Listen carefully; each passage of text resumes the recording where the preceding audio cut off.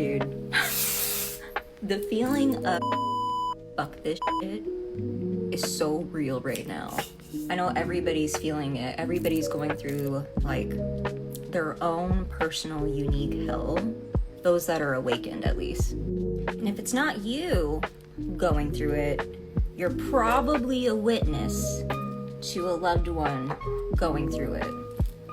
And I say, hold space.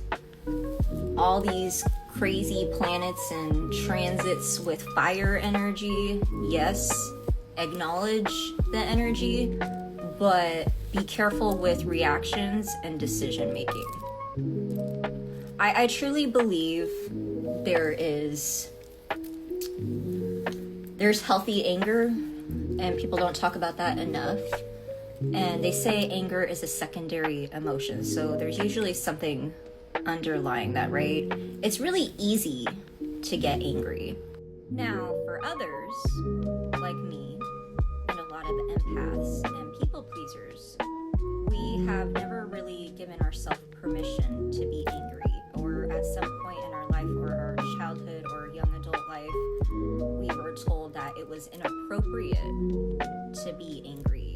And we live in a society and culture that is meant to repress and oppress, by the way. And I feel like anger can be justified. Now, they say that there are many stages of grief. Is there a specific number? Don't quote me, but I do know that grief is layers. You know, some days you'll have waves of, I can get through this. Other days you're re-triggered and sad. Other days you're depressed. Other days you're angry, right? Same when you lose a family member or a loved one.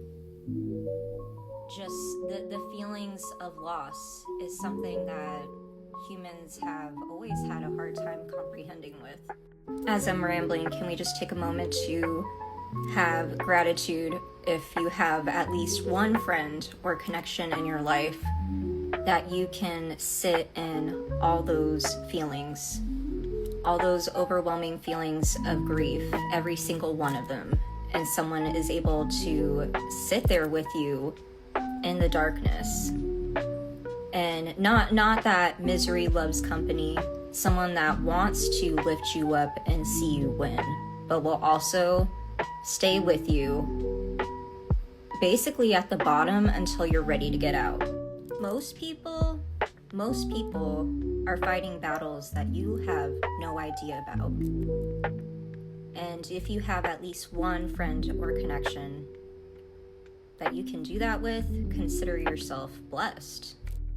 I think based on what's going on in the astrology and what I'm seeing online and people's readings, people want that kind of person and people in their life more than ever. Not just community, but who is on my emergency contact list?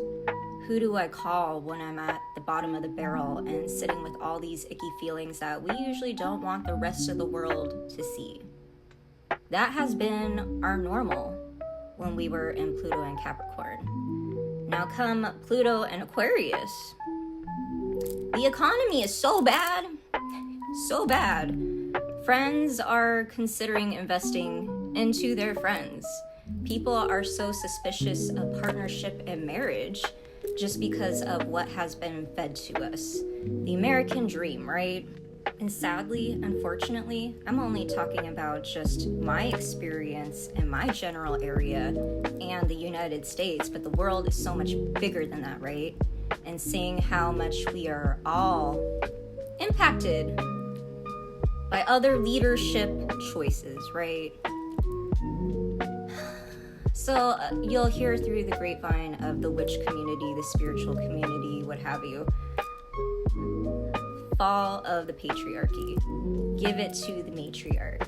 And it's not even about picking a side or politics or gender against gender at all.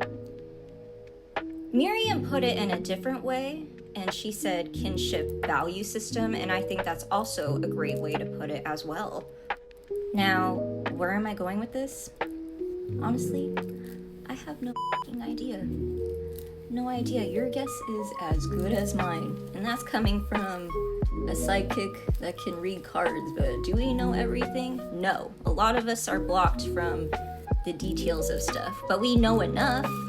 We know that we live. We know that we get on the other side of it, especially for those whose purpose is to partake in that and be a part of something new and heal the collective, heal the earth, basically. But every day I'm looking out to the universe and asking for a sign, and I don't know how to build the bridge yet. I just know it will happen. How is a great question.